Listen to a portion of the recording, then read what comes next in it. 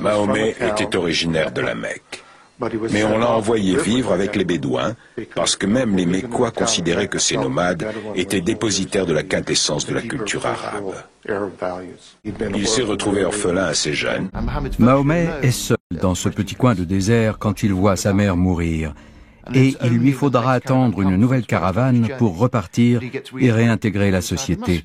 On imagine aisément le traumatisme d'une telle expérience. Dès l'âge de 21 ans, Mahomet était reconnu pour son intégrité et qu'il était appelé Al-Amin, l'homme fidèle, et Al-Sadiq, l'homme juste. Personnellement, je n'ai jamais rien trouvé qui indique que Mahomet était motivé par le pouvoir. Il a toujours été intègre et n'a jamais toléré la corruption ou les manœuvres financières. C'est un homme qui se distinguait par l'exemplarité de sa conduite et qui a été capable de conjuguer sa rectitude morale avec les exigences de la direction d'un mouvement en plein essor. À quoi Mahomet, alors, dans sa prime jeunesse, pouvait-il bien ressembler? Bien que la tradition musulmane interdise les représentations visuelles de Mahomet, on trouve une description de sa personne dans une de ses premières biographies, où l'on apprend qu'il était un peu plus petit que la moyenne, il était de stature robuste, ses membres étaient longs et musclés, ses doigts fins, ses longs cheveux bruns étaient bouclés, il avait de grands yeux noirs tirant sur le marron, sa barbe était fournie, il avait la peau claire, et il était prêt à se marier. Khadija. Elle était son mentor autant que son épouse. Une femme d'affaires, une femme de tempérament. Mahomet était son fondé de pouvoir. Une collaboration de rêve.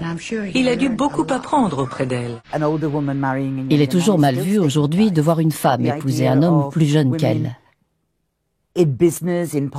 Il est également difficile dans les sociétés musulmanes d'autoriser les femmes à s'engager en politique, dans le commerce. Le cas de Khadija démontre pourtant qu'il est possible de créer un monde musulman où la femme pourrait être l'égale de l'homme. Ce devait être une sacrée femme pour avoir été la première à accepter les révélations. On peut presque dire qu'elle a été la première de tous les musulmans, puisqu'elle a cru aux révélations avant le prophète lui-même. Elle avait d'instinct reconnu leur authenticité et leur génie. Les différentes sources font d'elle une figure très maternelle, ce qui n'est pas anodin pour Mahomet, lui qui avait perdu sa mère très jeune. Il aimait profondément Khadija. Les critiques occidentaux se sont toujours moqués du prophète et de son mariage, soi-disant opportuniste avec une riche veuve. Mais les sources sont très claires à ce sujet. Il l'a aimée toute sa vie. Les femmes qu'il épousa ensuite ne supportaient pas qu'on parle d'elle, parce qu'elles savaient qu'aucune d'entre elles ne faisait le poids face à elle dans son cœur. C'était un homme très intelligent, je crois, et d'une grande ouverture d'esprit. Il savait échanger avec toutes sortes de personnes. Il devait avoir du charisme aussi. S'il fallait classer les personnages les plus influents de l'histoire, Mahomet serait dans les 3 premiers. C'est un homme qui s'est donné pour mission d'éclairer le monde. Ce n'était pas seulement un génie spirituel, il possédait également un immense talent politique. Mahomet, entre 25 et 40 ans, était censé vivre les plus belles années de sa vie. Il était marié à Khadija, une femme magnifique, riche, qu'il aimait et le soutenait. Il avait 4 ravissantes filles et 2 fils disparus très tôt. Il était à présent très respecté parce qu'il venait d'un clan puissant et en plus maintenant il était chef de famille. Et étonnamment, alors qu'il avait atteint les plus hautes sphères de la société, il en était comme dégoûté de la violence qui régnait dans les clans, de la facilité qu'offrait la richesse. Tout indique qu'il s'intéressait de très près aux questions religieuses, auxquelles en ce temps-là une personne ordinaire ne prêtait que peu d'attention. Il discutait avec les sages arabes, chrétiens et juifs, qui vivaient dans la région. Il avait l'habitude de se retirer sur une âpre colline, aux alentours de la Mecque, pour y méditer. Un jour, il a eu une vision, dont on parle de façon très évocatrice et allusive. Voilà un être qui se perçoit comme un individu normal dans la société de son temps, en dépit d'une sensibilité très vive aux questions relevant de la justice sociale et du sens de l'existence, sans que ses amis l'associent pour autant à quelque miracle que ce soit. Et soudain, une voix vient à lui, puis sort de lui alors qu'il s'adresse aux autres. Il a été capable d'entendre le message divin. Cette révélation, tout comme celle qu'ont reçue les prophètes d'Israël avant lui, est une expérience dévastatrice. Cela ne se fait pas dans la paix.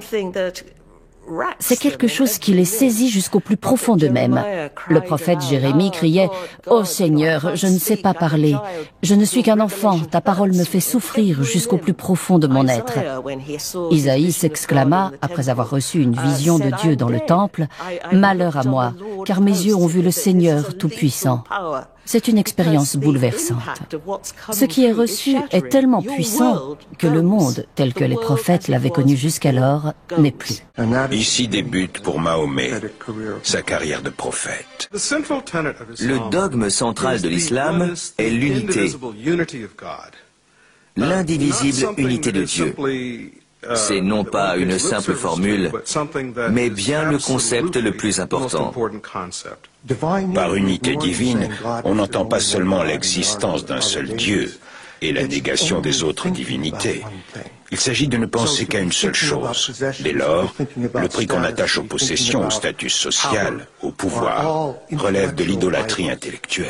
Il me semble que l'élément primordial de ces premiers enseignements, dont on ne parle guère, tient à l'idéal de justice sociale qu'il défendait.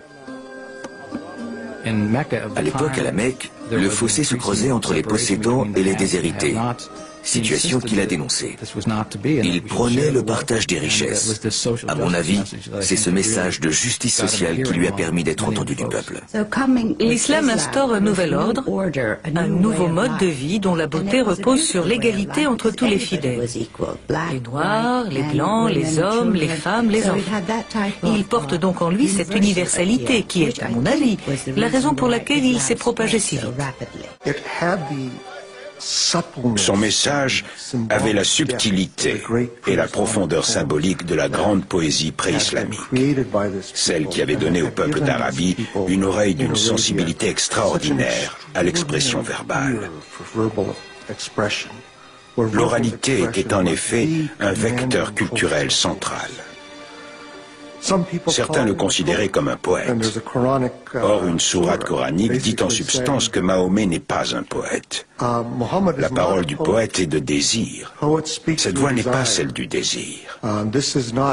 C'est la voix de Dieu. La révélation du Coran a eu lieu sous forme orale. Mais très vite, on s'est aperçu qu'il fallait l'écrire afin d'éviter qu'elle se pervertisse et ainsi garantir la pérennité du message originel. Ce qu'il y a d'extraordinaire dans le Coran, c'est la simplicité, le naturel. Les pensées cosmiques les plus puissantes s'y expriment sur un mode très intime, si bien que la langue coranique conjugue en permanence force et tendresse. Il y avait bien entendu des sceptiques qui disaient « Écoutez, si vous êtes un prophète, où est votre miracle? Moïse a fait des miracles. Jésus en a fait. Où est le vôtre ?» La réponse coranique à cette mise en demeure, c'est « Le voici votre miracle. Ce Coran. » L'affirmation la plus forte et la plus explicite du Coran dit « Point de contrainte en religion, pas de si ou de mais ». C'est essentiel, à moins d'avoir fait un vrai choix, d'avoir réellement choisi sa foi. On ne peut être tenu responsable de ses actions. L'islam tout entier s'articule autour de ce principe. Le Coran est très clair. La ikraha fi al-dini, c'est une phrase que l'on cite souvent. Il ne doit y avoir aucune obligation en matière religieuse. Et le prophète a même dit à propos des Arabes païens, Lakum dinukum waliya dini, à vous votre religion et à moi la mienne. C'est une excellente façon de promouvoir la tolérance. Pour moi, le plus important dans l'exemple du prophète et dans le message du Coran, c'est l'acceptation de la pluralité. La nécessité de comprendre qu'il existe plusieurs confessions, plusieurs voies, et que toutes sont capables de s'unir pour former une communauté, une Oumma soudée. La charte de Médine stipulait que les membres de différentes tribus et confessions pouvaient vivre ensemble. Les Juifs jouissaient de droits, ils avaient un rôle économique dans la société, ainsi que la liberté de culte. En contrepartie, ils devaient loyauté à l'État. Ils ne voulaient pas le voir prendre le pouvoir et les dessaisir du contrôle de la ville. Ils lui ont compliqué la tâche. Ils ont peut-être même comploté en vue de son assassinat. Ils ont essayé de le tenir à l'écart de la Kaaba et fait tout ce qu'ils pouvaient pour le chasser de la ville. Mahomet est appelé à accomplir des choses extraordinaires, à mener les Bédouins à renier leurs dieux multiples, à désavouer leur père et à renoncer à la guerre tribale. Des demandes qui ont abouti, comme c'était prévisible, au mépris, à la persécution et aux violences qu'il a endurées. À Médine, on lui a demandé d'incarner une figure salomonique, en arbitrant des tensions intertribales qui semblaient insolubles. Ils avaient entendu dire que Mahomet était un homme digne de confiance, qu'il avait des dons d'arbitrage, et ils se sont dit: faisons appel à ses services. Ils l'ont donc invité. Il est parti pour prêcher, pas pour conquérir. C'est un juge qu'on a invité à venir, pas le prophète de Dieu, mais un prophète, un homme révéré dont la parole est écoutée. Il n'est pas arrivé avec une armée conquérante, mais en réfugié, en homme digne de respect. À Médine, Mahomet avait pour mission de réconcilier ces groupes divers et variés, de tenter de forger une communauté de croyants en établissant entre eux une sorte d'harmonie. Le fait qu'il marque le début de l'ère musulmane est d'une grande importance théologique. Au contraire de l'ère chrétienne, l'ère islamique ne commence pas à la naissance du prophète, mais à la date de l'hégire. La rupture avec l'esprit tribal est ainsi consommée. L'infanticide des filles était fréquent dans l'Arabie du 7e siècle. Quand on ne voulait pas s'occuper d'une fille pendant 13 ou 15 ans, jusqu'à ce qu'elle se marie, on l'abandonnait dans le désert où elle mourait. Mahomet y a mis un terme. Il prêchait l'assistance aux veuves et aux orphelins. Pour nous, c'est un beau progrès. Le seul verset qui traite du voile dit « Couvrez votre nudité ». L'islam s'inscrit dans un rapport aux autres religions révélées, le judaïsme et le christianisme. Ces adeptes sont traités comme des gens du livre sacré. On y trouve la croyance selon laquelle Dieu et sa parole se sont révélés à l'humanité à plusieurs reprises. À Moïse, à Jésus. Mais à chaque fois, les gens se sont perdus.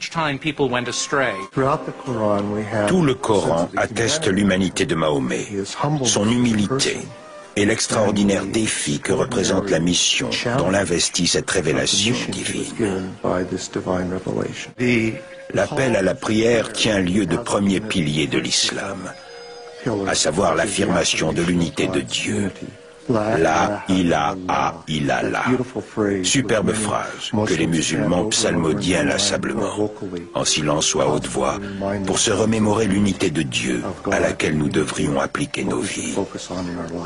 Il s'en dégage une force incroyable, même aux yeux d'un incroyant ou d'un fidèle d'une autre religion. Dans le culte, on accomplit des gestes de prière qui unifient le corps, l'esprit et l'âme, au moment où l'on se prosterne et où la tête touche le sol en un point central. Existe-t-il un symbole plus fort de l'unité? Lorsqu'il est entré à la Mecque, loin de répandre un bain de sang, il a étreint les Mécois, ceux-là même qui avaient combattu contre lui pendant 3 ans et tenté de l'annihiler, ce qui déconcerte profondément les hommes de son entourage. Du reste, au fondement même de la religion, on trouve de tels épisodes de générosité, souvent des gestes d'une bonté et d'une mansuétude extraordinaire. Mahomet a instauré un sens de la solidarité, un sens de la mission. Il a réuni tous les segments séparés de la société arabe, qui par la suite rayonneront vers l'Est, l'Ouest, le Nord et le Sud. L'expansion est si rapide à partir de 622, première année du calendrier islamique, qu'en 50 ans, des hommes dont les pères avaient été chameliers gouvernaient à présent l'un des plus grands empires dans l'histoire mondiale. Au bout de 2 siècles, ils s'étendaient de l'Espagne à la Chine. L'extension de l'islam au Moyen-Orient et en Afrique du Nord est en grande partie due à l'usure des régimes en place. L'idée que les musulmans convertissaient tout le monde sous la menace de la mort ne correspond pas à la réalité. Ils ne gouvernaient pas d'une main de fer. Ils permettaient au peuple conquis de conserver leur structure administrative, aux chrétiens et aux juifs d'observer leurs lois religieuses. Dans bien des cas, la présence du nouveau régime ne se faisait pas trop ressentir.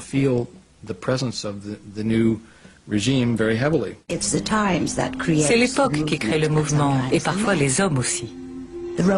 L'Empire romain était divisé, l'Empire byzantin trop faible. On éprouvait le besoin d'une nouvelle vision, d'un nouveau regard sur la vie. Je crois que la mission de Mahomet a rempli ce vide au sein des sociétés de l'époque. Les gens étaient en attente de certaines formes de solidarité. Mahomet illustre parfaitement les qualités que nous voyons couramment aujourd'hui. Les caractéristiques d'un bon leader et d'un leader juste sont l'enthousiasme, l'intégrité et un mélange de ténacité, d'exigence et d'équité. C'est ce qu'on demande aux dirigeants actuels. Et Mahomet possédait tous ces atouts, c'est évident. La chaleur, l'humanité, la gentillesse comptent aussi beaucoup. Et là encore, la tradition rapporte de nombreuses occasions où Mahomet a montré ses qualités humaines au cours de sa vie. Il dit « Tous les hommes sont un.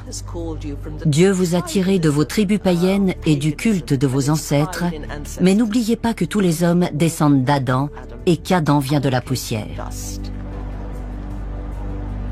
Il cite ensuite ce passage du Coran qui n'a rien perdu de son actualité. « Ô peuple, dit Dieu à l'humanité, je t'ai créé d'un homme et d'une femme, et je t'ai formé en tribus et nations, afin que vous appreniez à vous connaître. Pas pour que vous puissiez vous battre, vous opprimer, vous occuper, vous convertir ou vous terroriser, pour que vous puissiez vous connaître. » Puis il demande « Ô musulmans, ai-je bien rempli ma mission envers vous ?» Et ils répondent « Nem », un oui retentissant. Le dernier sermon de Mahomet pose les bases de la société musulmane moderne. Il souligne nos erreurs et les buts que nous devons nous fixer. Il résume la mission réformatrice qu'a été la vie du prophète. Le 8 juin 632, Mahomet s'éteint dans la maison de sa femme Aïcha. Mahomet a laissé 3 choses en héritage: sa foi en Dieu, l'exemple de sa vie et par-dessus tout, le Coran.